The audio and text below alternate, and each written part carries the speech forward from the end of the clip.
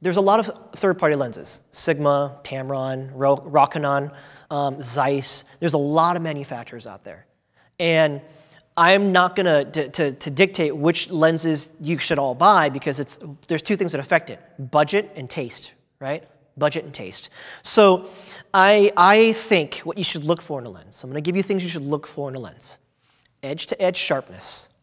Edge-to-edge sharpness is corner to corner on both left and right side, how much of that frame is sharp. If you have corner-to-corner sharpness, that's considered a good thing. Next thing, chromatic aberration. If you don't know what chromatic aberration is, it's very hard to kind of explain without a visual example. But chromatic aberration is in a highlight where there is a subject against a bright highlight. If the line along their face against that highlight goes blue or purple, that's bad. That's called chromatic aberration. Okay? You don't want that.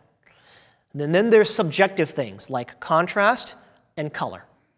So some lenses are not contrasty and not saturated, and people like that. Some lenses are very contrasty and very saturated, and people like that. That's your personal taste. But there are some hard set things that you want to look for in a lens. It's edge sharpness, chromatic aberration, distortion.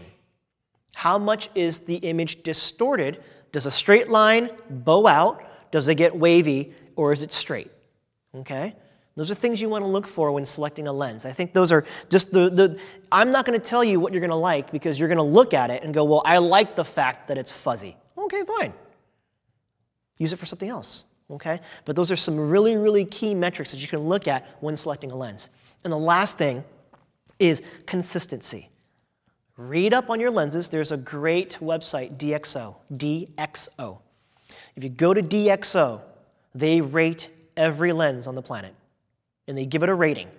And they give it a very, very agnostic rating, a very honest rating. And you can go and research your lenses and research the lenses you buy and go from there. Like I have on my Canon, I have a Sigma 35 1.4 Artisan lens. And I love this lens. It was the first non-Canon lens I bought in 13 years. And I love the lens. But I love all my other Canon glass too. You know? So it's just kind of just what your tastes are.